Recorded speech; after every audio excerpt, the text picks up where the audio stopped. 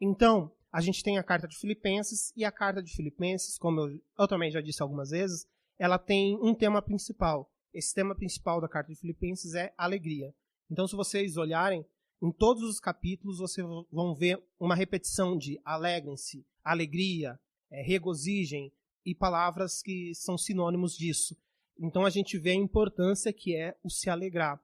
Mas outra palavra que repete durante todo o livro é a questão de comunhão ou unidade. A gente vê Paulo falando sobre um só espírito, como a gente leu nesse texto, de ser uma só mente, de unidade, de comunhão.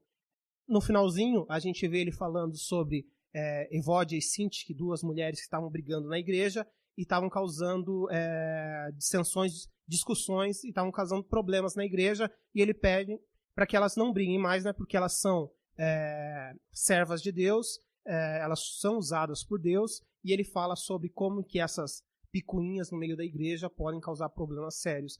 Então, o tema que eu quero falar hoje, né, é sobre humildade e servir, e Paulo começa falando sobre isso, sobre a questão de unidade. Ele começa dizendo, completem a minha alegria, tendo o mesmo modo de pensar, o mesmo amor, um só espírito e uma só atitude.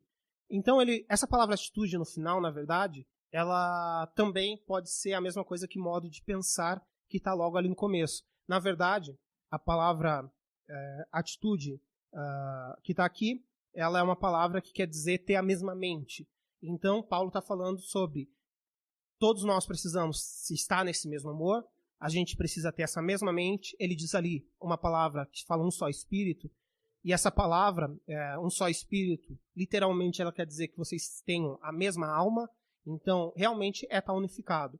E ele diz que a gente precisa fazer isso para que dessa maneira a gente complete a alegria dele, né? Isso ia trazer alegria a ele e, consequentemente, né, isso é o que alegra o coração de Deus, a unidade. Paulo, ele fala algo bem parecido a isso em 1 Coríntios, capítulo 1, versículo 10. Ele também fala lá sobre unidade, e ele diz assim, em 1 Coríntios 1, 10. Irmãos, em nome do nosso Senhor Jesus Cristo, suplico a todos vocês que concordem uns com os outros no que falam, para que não haja divisões entre vocês, antes que todos estejam unidos num só pensamento e num só parecer. Ou seja, ele fala que a gente esteja unido num só pensamento, num só parecer, ou num só modo de pensar, numa só atitude, para que não haja dissensões, para que não haja divisões no meio da igreja.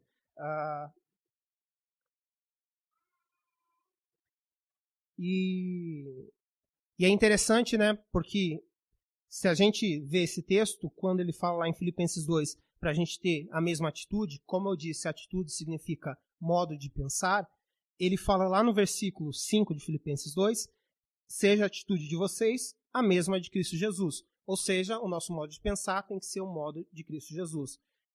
A gente pode, todo mundo, tentar pensar da mesma maneira, ou o que a gente pode fazer é buscar a maneira de pensar de Jesus, e todo mundo vai, consequentemente, pensar da mesma maneira. Porque se a gente tenta pensar da mesma maneira, sozinhos, a gente vai ter conflitos.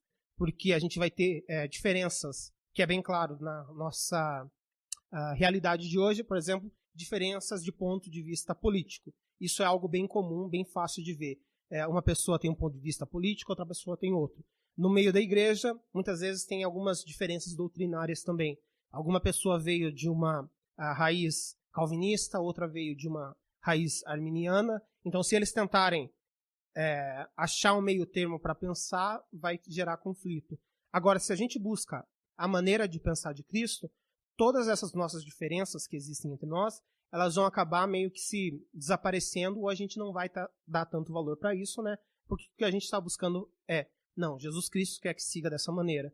Então, aí você não vai se importar por essas pequenas diferenças, e isso vai trazer essa unidade.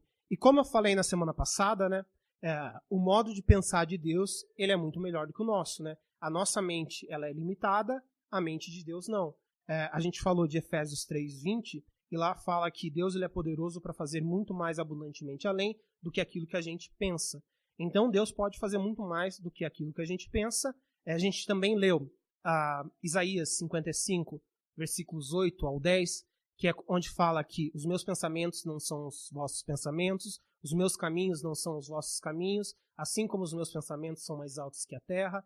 E ele segue, né, falando que os pensamentos deles são melhores que os nossos, que os caminhos de Deus são melhores que os nossos. Então, se Deus ele pode fazer muito mais do que aquilo que a gente pensa, se os pensamentos dele são melhores, a gente precisa buscar o modo de pensar dele. E é por isso que Paulo fala ali no versículo 5, né, que a nossa atitude, que o nosso modo de pensar tem que ser o mesmo de Cristo. Porque dessa maneira a gente vai estar tendo esse mesmo pensamento. E após ele falar que a gente precisa ter um só espírito, uma só atitude, o mesmo modo de pensar, ele fala nos versículos 3 e 4, nada façam por ambição egoísta ou por vaidade, ou melhor, só 3 e 4 isso, nada façam por ambição egoísta ou por vaidade, mas humildemente considerem os outros superiores a si mesmo. Não, cada um cuide não somente dos seus interesses, mas também dos interesses dos outros. Então ele segue. Primeiro, ele fala que a gente precisa ter esse mesmo modo de pensar, ter essa unidade no corpo de Cristo, uma unidade de pensamento, uma unidade de atitude. E na sequência ele fala, não façam nada por ambição egoísta, nem por vaidade.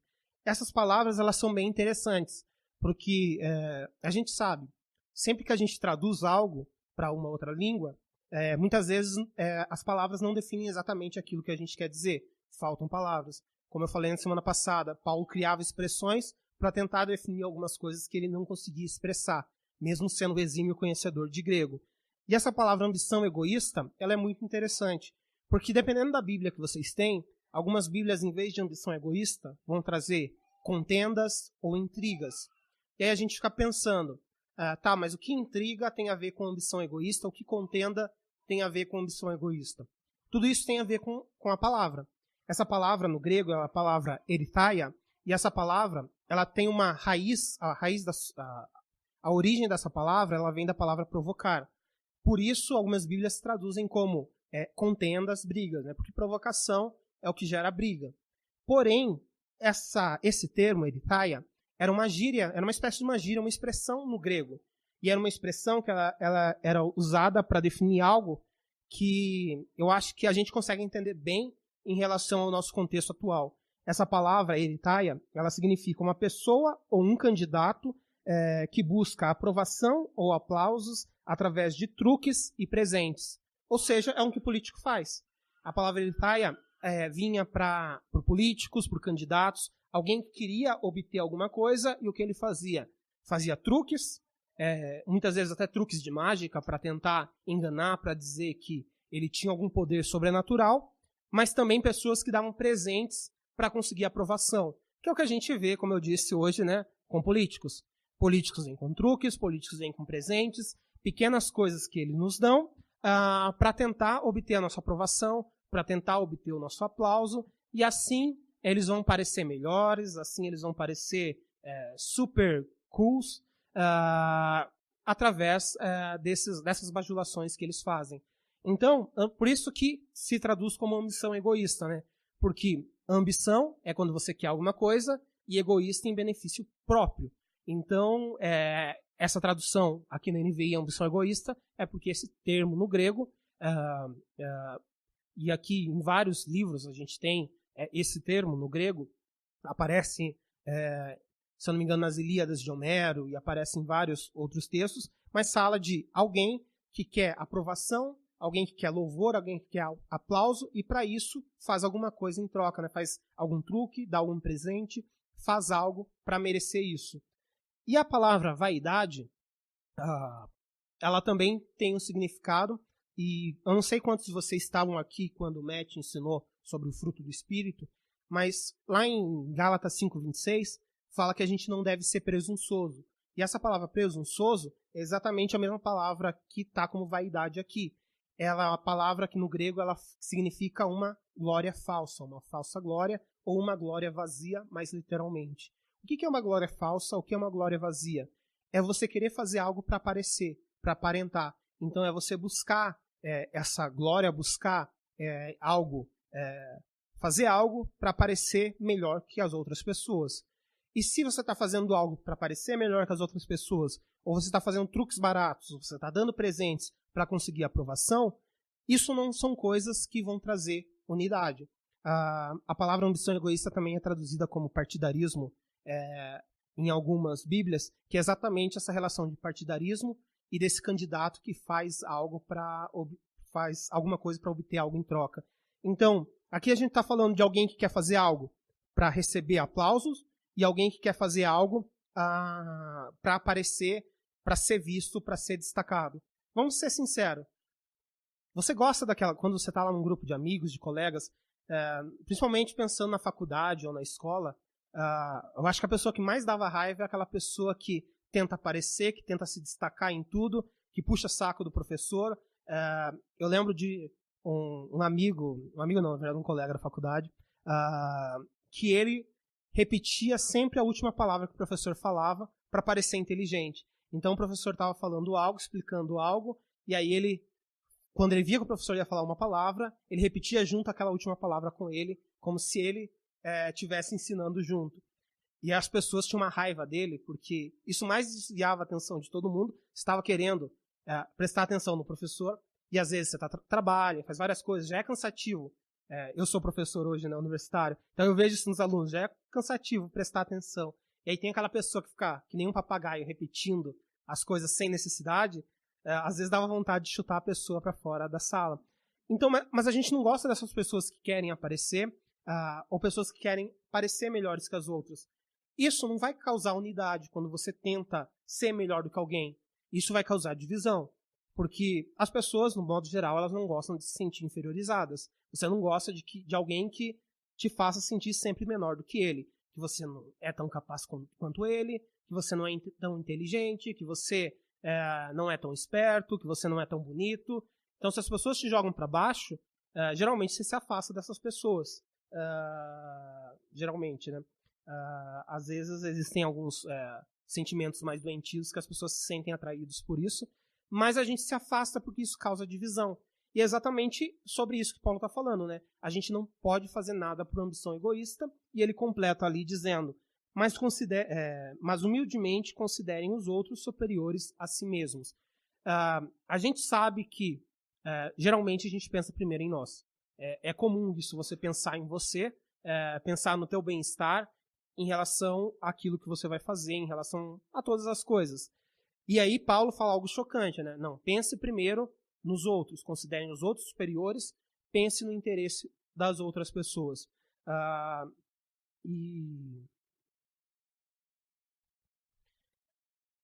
E a gente sabe que essa é a nossa natureza. A nossa natureza eu penso em mim, eu penso naquilo que traz benefícios para mim. Mas como cristãos, a gente deve lembrar que quando a gente considera os outros superiores, ou quando a gente ama o nosso próximo como a nós mesmos, isso vai trazer unidade, isso não vai causar separação, diferentemente de quando a gente tenta parecer melhor que os outros. É tipo o caso de pessoas não cristãs, que tem aquela raiva de cristãos porque tem um bando de gente no Facebook que se acha melhor do que todo mundo. Então você começa a colocar aqueles posts condenatórios, condenando todo mundo, e aí as pessoas falam, por que eu vou querer ser que nem ele, já que ele se acha melhor do que todo mundo? E aí as pessoas têm um preconceito gigantesco, né? Ou eles acham que cristãos, ou aquele preconceito, né, que cristão é burro, ou aquele preconceito cristão é aquela pessoa que se acha melhor que todo mundo, só ele tem a razão de tudo, todo mundo está errado, só o cristão está certo, porque as pessoas distorcem, né? A gente tem a verdade que é Jesus, mas isso não quer dizer que a gente está certo em tudo que a gente fala. Muitas vezes a gente erra, principalmente em questões que não têm a ver com a Bíblia. Às vezes a gente vai falar coisas, a gente está suscetível a errar como todo mundo. Mas além disso, o que eu falei é que a gente ia falar sobre humildade e servir. A gente vê que considerar os outros superiores, não ter essa ambição egoísta, não agir com essa vaidade, pensar no interesse dos outros, isso quer dizer humildade. É como ele começa aqui. Humildemente considerem os outros superiores a si mesmos.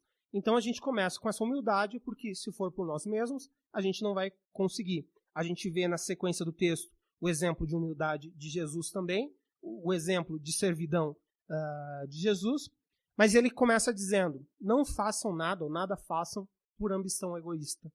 O que significa fazer algo? Fazer algo é servir. Paulo fala, não sirvam com a motivação incorreta, né? E servir a quê? Ele está falando tanto de servir a Deus, mas de servir as pessoas. A gente serve a Deus, em parte a gente vai falar sobre isso depois, né? Mas a gente foi criado para servir a Deus, foi criado para fazer boas obras, e a gente também tem que servir as pessoas. Um dos meus, eu não vou ler aqui, né? Mas eu lembro quando eu era criança, uma das canções que eu mais ouvia na minha igreja era uma canção que descrevia o Salmo 100.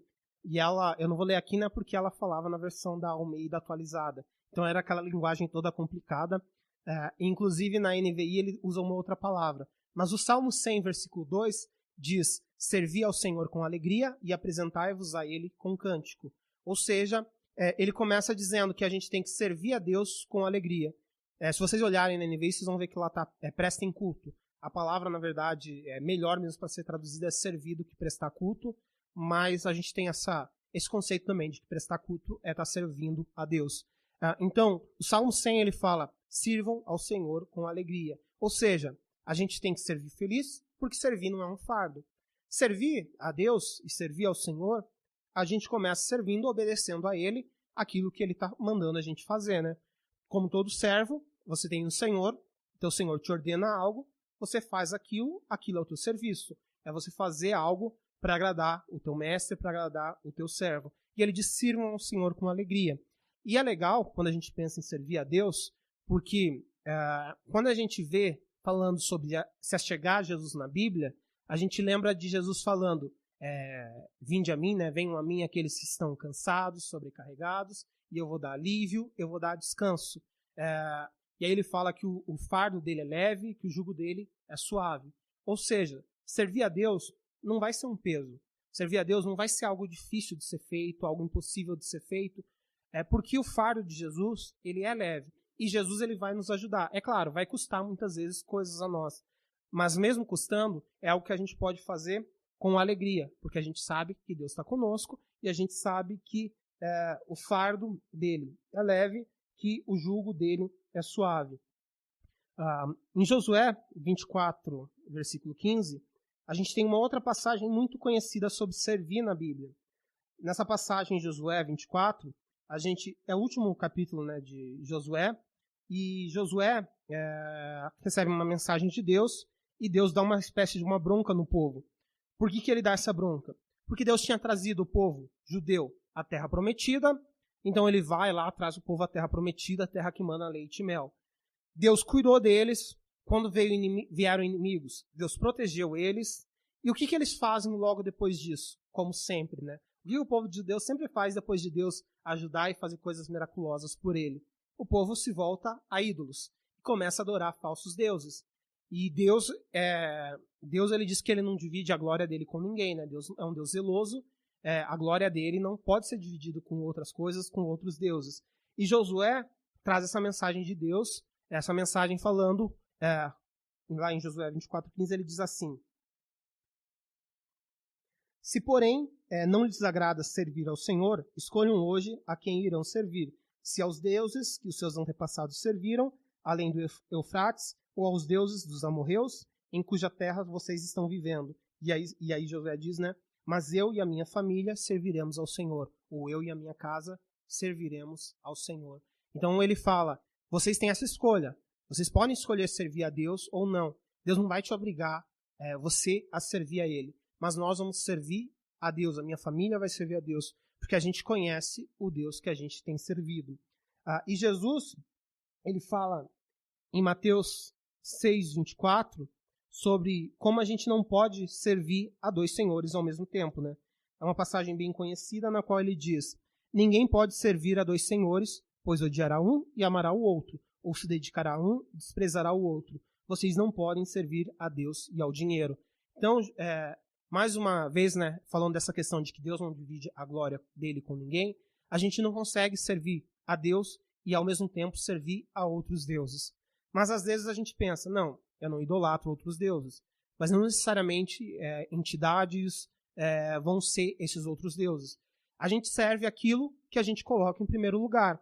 E por que eu digo isso? Porque esse texto de Mateus 6,24 está logo antes do famoso versículo de Mateus 6,33, que é o que Jesus diz: busquem, pois, em primeiro lugar o reino de Deus e a sua justiça, e todas essas coisas lhes serão acrescentadas. Ou seja, a gente tem que buscar em primeiro lugar a Deus. Não é por acaso que Jesus falou que a gente não pode servir a dois senhores ao mesmo tempo. Logo na sequência ele fala buscar a Deus e a sua justiça. A gente precisa servir a Deus. Quando a gente busca a Deus, a gente ora, a gente lê a palavra dele, a gente busca saber qual é a vontade dele e a gente obedece a ele. Isso nada mais é do que você estar servindo a Deus. Então a gente tem que colocar isso como prioridade. O Tom falou sobre isso logo que ele voltou, antes de sofrer o acidente, mas ele falou sobre servir e alcançar. Ele falou, né? Não, a gente não precisa largar emprego para fazer isso, a gente não precisa largar estudo para fazer isso, mas a gente tem que ver aquilo que é a nossa prioridade. Se a gente realmente quer colocar Deus em primeiro lugar, a gente tem que lembrar que os nossos estudos, que o nosso trabalho não deve atrapalhar a gente de servir a Deus. É muito fácil a gente falar, não, eu estou com tanto trabalho, eu estou com tanto serviço, eu não consigo fazer nada na casa de Deus, eu não consigo servir de nenhuma maneira outras pessoas. Se a gente falar isso, o nosso foco está voltado à nossa carreira, ao nosso trabalho, está voltado aos nossos estudos, e é isso que a gente está buscando em primeiro lugar, ou quase lá em primeiro lugar, e a gente acaba servindo a dois senhores. Eu lembro de um cara que vinha aqui na igreja, e uma vez ele estava discutindo comigo sobre o quão difícil estava a vida dele, porque ele tinha começado a fazer uma segunda graduação, e ele estava muito corrido, ele precisava estudar, tinha as provas, e aí ele tinha parado basicamente estava parando de servir na igreja. Aí eu estava falando com ele, mas isso não é uma desculpa que você tem, se você está fazendo faculdade, de parar de servir a Deus. Isso, na verdade, do outro sentido, né, é uma desculpa muito comum que as pessoas usam. Não, agora eu tenho muito trabalho, eu faço muita coisa, eu não consigo servir a Deus. Quando eu terminar o trabalho, aí eu volto a servir a Deus. Mas isso não é uma desculpa. E aí ele virou para mim, não, é que você não entende a correria que eu tô, ou quando trabalho. É a primeira coisa que eu falei para ele, não diga que eu não entendo, porque eu já fiz graduação, e quando ele me falou isso, eu estava há 1 mês e meio de defender o meu doutorado sem estar terminado os meus testes. Então, doutorado não, meu mestrado. Então eu tinha tanta coisa para fazer, tinha que finalizar os testes, eu estava várias noites, passando a noite inteira acordado, terminando de escrever a minha dissertação, e ele me falou, você não sabe o que é fazer. Eu falei, não, eu sei muito bem, só que a diferença é aquilo que você coloca no teu foco. Mesmo que você tenha muito trabalho, isso não impede você de vir à casa de Deus, isso não impede você de receber uma pessoa bem, de você conversar com uma pessoa, de você abraçar uma pessoa. Muitas vezes, simplesmente, tá recebendo a pessoa lá embaixo, perguntando como ela tá, conversando, isso já é uma maneira de você estar servindo. Então, a gente não pode usar essas desculpas, porque aquilo que a gente busca em primeiro lugar, aquilo é o que a gente está fazendo como o nosso Senhor. E agora, voltando ali em Filipenses 2, ele diz que a gente não pode fazer nada, que a gente não faça nada por ambição egoísta, mas que humildemente consideremos os outros superiores a nós mesmos. E ele diz no versículo 4, cada um cuide não somente dos seus interesses, mas também dos interesses dos outros. O que ele fala aqui não é o que a gente fala de meter o nariz na vida dos outros, né? Mas você estar atento às necessidades, você estar atento a maneiras como você pode ajudar os outros. E aqui os outros que ele está falando, principalmente está se referindo a dentro da igreja, maneiras que você pode servir outras pessoas. Paulo fala algo muito semelhante lá em Tito 3:14. Quanto aos nossos, que aprendam a dedicar-se à prática das boas obras, a fim de que supram as necessidades diárias e não sejam improdutivos. Então ele termina a carta falando sobre a gente praticar boas obras e atender às necessidades dos outros, ou como a Bíblia King James, a versão New King James traz, que eu gosto bastante, atender às necessidades urgentes. Ou seja, fique atento às necessidades urgentes e ache uma maneira de você atender aquilo. Se você vê algo que você pode fazer, como diz a Bíblia, se você tem a oportunidade de fazer o bem, você faça. Então, se você olha uma necessidade urgente, faça. Porque ele diz aqui que a gente não deve ser improdutivo, ou como a palavra está no grego, infrutífero. E a gente sabe que no Novo Testamento inteiro tem uma questão muito séria sobre o cristão ser frutífero, o cristão gerar frutos. E gerar frutos não tem a ver com a nossa salvação. A gente sabe lá por Efésios 2:8, né? A salvação é pela graça e não por obras. Mas a gente sabe também que as nossas obras, elas são uma prova da nossa fé, como o Tiago diz, fé sem obras é morta. E a gente sabe também que a gente vai ser recompensado de acordo com as nossas obras. Paulo fala numa citação que as nossas obras elas vão ser analisadas, vão ser provadas no fogo, se elas são como palha, como madeira, que o fogo queima, ou se elas são como ouro, que o fogo, quando queima, né, quando funde o ouro, o que acontece? O ouro é purificado e continua sendo ouro. Então, a gente vê Paulo falando que as nossas obras vão ter recompensas. E a gente vai ser recompensado de acordo com aquilo que a gente faz. E é interessante a gente pensar nisso, porque Efésios 2, do 8 ao 10, né, como eu disse antes, ele fala que a nossa salvação é pela graça e não por obras, mas lá Paulo fala que a gente foi criado para fazer boas obras. Ou seja, as pessoas sempre se lembram de Efésios 2:8. Vocês são salvos pela graça, isso é um dom de, vocês são salvos pela graça e não por obras, isso é um dom de Deus. Mas elas se esquecem que 2 versículos depois, Paulo fala que a gente foi criado para praticar boas obras. E é isso que a gente vai ver aqui em Efésios 2, do 8 ao 10, que diz assim: pois vocês são salvos pela graça, por meio da fé, e isso não vem de vocês, é dom de Deus. Não por obras, para que ninguém se glorie, porque somos criação de Deus, realizadas em Cristo Jesus, para fazermos boas obras, as quais Deus preparou antes para nós as praticarmos. Então Deus, ele nos criou para fazer boas obras. Não que as obras são responsáveis pela nossa salvação, quem é responsável pela nossa salvação é Jesus, a obra que ele fez. Mas a gente é chamado para servir, para fazer essas boas obras. E o mais interessante é que a gente é chamado para fazer isso, mas ele diz que Deus é quem prepara de antemão, ou como diz aqui, né, em Efésios 2:10, que Deus preparou antes para que nós as pratiquemos. Ou seja, Deus ele quer que a gente criou a gente para praticar boas obras, mas ele preparou essas boas obras, então elas estão prontas ali, só basta aquele empurrãozinho. E além disso, ele capacita você para fazer essas boas obras, para servir de alguma maneira. E além disso, ele está com você ao teu lado em cada detalhe dessa obra.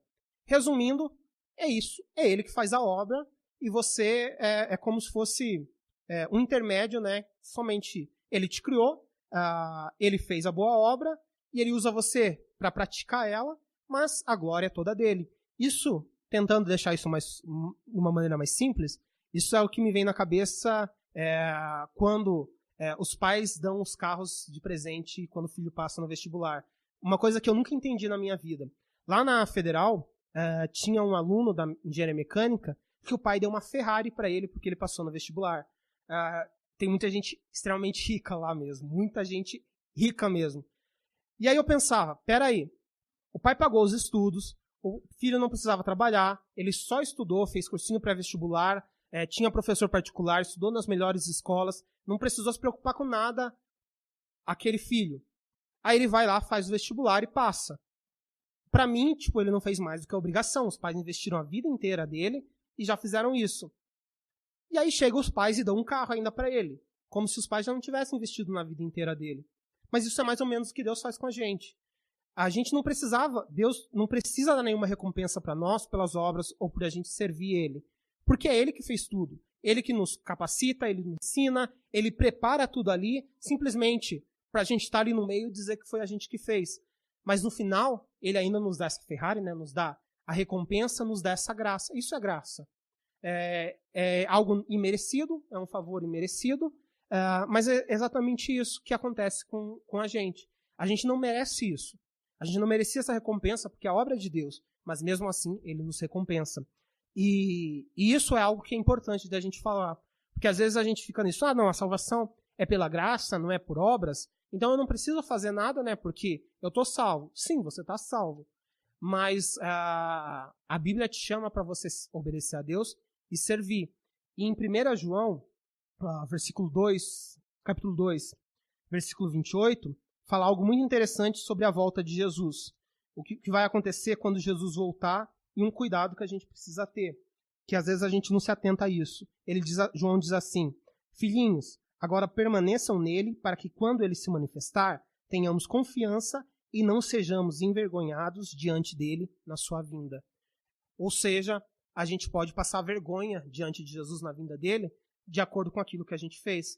Você tem servido a Deus? Você tem buscado maneiras de servir a Deus e as pessoas? Lembrando que a gente serve as pessoas também, então a gente tem que pensar nisso. E aí, na sequência, lá em Filipenses 2, né, como eu disse, Paulo começa isso falando sobre essa humildade que nos leva a servir, e ele dá o exemplo máximo disso, que é Jesus Cristo. Ele vai falar na sequência de como Jesus Cristo foi humilde e de como Jesus Cristo se tornou um servo. Então, dos versículos 5 ao 8, ele diz assim: seja a atitude de vocês a mesma de Cristo Jesus, que, embora sendo Deus, não considerou que o ser igual a Deus era algo que devia apegar-se, mas esvaziou-se a si mesmo, vindo a ser servo, tornando-se semelhante aos homens. E, sendo encontrado em forma humana, humilhou-se a si mesmo e foi obediente até a morte e morte de cruz. Então, primeiro ele fala sobre isso e ele nos dá o exemplo. Jesus, ele foi o nosso maior exemplo. Aqui ele fala que Jesus, mesmo Jesus sendo Deus, e só um adendo, algumas Bíblias trazem, e subsistindo na forma de Deus. Tanto que, por trazer isso, algumas seitas como Testemunhas de Jeová, Mormons, eles usam isso para falar que Jesus Cristo não era Deus. Porque eles falam, na Bíblia fala que Jesus Cristo subsistia na forma de Deus. Mas isso é uma clara demonstração da falta de conhecimento deles. Porque se eles fossem estudar o que a palavra forma significa, eles teriam essa concepção. A forma aqui, que é utilizada aqui, tem duas palavras para forma que a gente tem na Bíblia no Novo Testamento. Tem essa palavra que é a palavra morfê, e tem a palavra esquema. A palavra esquema, o esquema, ela significa aparência exterior. A palavra forma quer dizer uma aparência exterior com a essência interna. Então é algo que carrega exatamente a essência de um ser. Resumindo, quando fala que Jesus Cristo tinha a forma de Deus, quer dizer que Jesus Cristo é a essência de Deus, e você ter a essência, você ter a aparência externa, ou seja, por fora e por dentro você ser igual, quer dizer que você é aquilo. Se você por fora e por dentro é literalmente igual a alguma coisa, é porque você é aquela coisa. Então, aqui o que diz é que Jesus Cristo era Deus. E o que eu digo que mais pega essa questão dessas seitas é porque a mesma palavra morfê, forma, é utilizada ali no versículo 8, que diz que Jesus Cristo foi sendo encontrado em forma humana. Ele usa a palavra morfê novamente. E nenhuma dessas seitas tem dificuldade para dizer que essa palavra forma humana aqui quer dizer que Jesus Cristo era homem. Jesus Cristo se tornou um homem e era homem. Então, nesse texto, forma humana, eles entendem, não, Jesus Cristo é homem. Ali na parte, quando diz sendo em forma de Deus, eles, não, Jesus Cristo não era Deus. Não faz sentido ser a mesma palavra. Porque a palavra morfê quer dizer por dentro e por fora, algo que carrega exatamente a essência disso. Então, a NVI traduz muito corretamente quando diz que Jesus Cristo sendo Deus. E ele diz que Jesus Cristo sendo Deus, ele não considerou que o ser igual a Deus era algo que ele devia se apegar. É interessante porque Paulo não diz que Jesus Cristo deixou de ser Deus, como também algumas seitas e até alguns grupos cristãos bem hereges acabam dizendo que quando Jesus foi crucificado, ele perdeu a divindade dele e aí ele só voltou a ser Deus depois que ele ressuscitou. Não, se fosse isso, era um homem qualquer que tinha morrido por nós. Jesus Cristo, ele era 100%, Jesus Cristo é 100% homem e 100% Deus. Quando ele estava na cruz, era Deus ali na cruz, era um homem ali na cruz, mas era um homem e Deus ao mesmo tempo. A gente às vezes tem dificuldade para entender essas dualidades, né? Mas Jesus Cristo é Deus, Jesus Cristo é homem e era ele que estava ali na cruz.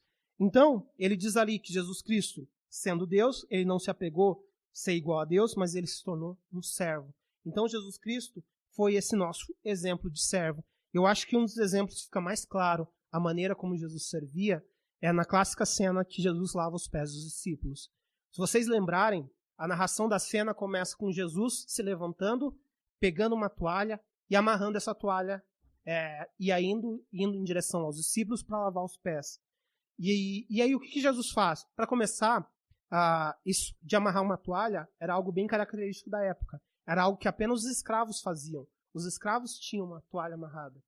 Então, quando Jesus se levantou e tinha a toalha ali amarrada, os discípulos já sabiam o que Jesus ia fazer. Eles já viram que Jesus ia servir. E aí lá eles falam, aí Pedro fala, não, Jesus, eu não sou digno, eu não sou digno que você lave meu pé, deixa que eu lavo o teu pé em vez de você lavar o meu. Mas quando Jesus se levantou e veio com a toalha, ele não fez nada. Eles sabiam já disso. Então Jesus, ele deu o exemplo de servir. Ele não apenas foi homem, mas ele assumiu essa forma de servo. Ele se tornou servo para ser um exemplo para nós de que a gente precisa servir a Deus. E quando diz que ele se esvaziou ali, não quer dizer que ele deixou de ser Deus. Mas João 17,5 diz que Jesus Cristo ele deixou a glória dele. Né? Ele fala, glorifica-me com a glória que eu tinha antes do mundo existir. Então, quando Jesus se tornou homem, ele deixou a glória. Ele deixou parte dos atributos dele como Deus, como a onisciência. Então, coisas que faziam ele diferente dos homens. Tanto é que a gente vê Jesus falando que só Deus sabia o dia da volta de Jesus, né? Nem ele mesmo ali sabia naquele momento. Porque ele deixou parte dessa glória dele quando ele se tornou homem. Mas ele continuou sendo 100% Deus. E Jesus ele deu esse exemplo, né? Tanto que nessa passagem de quando Jesus lava os pés, Jesus diz que esse é o exemplo, né? Aquele que quer ser o maior no céu tem que servir. A gente precisa servir. E ali ele não estava falando de servir simplesmente a Deus, mas servir a Deus e as pessoas. E ele fala... ele fala lá em Mateus...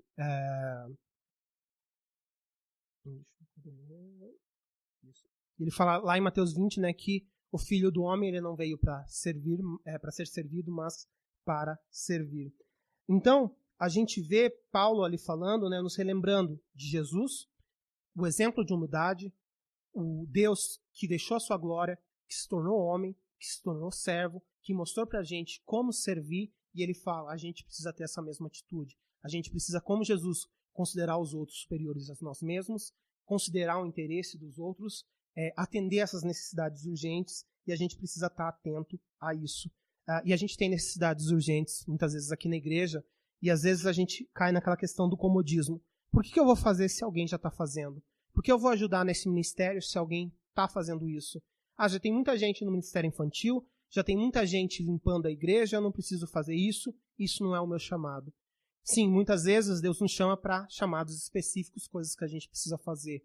Mas ao mesmo tempo Deus fala para a gente estar de olho, atentos às necessidades urgentes e cumprir elas e servir dessas maneiras.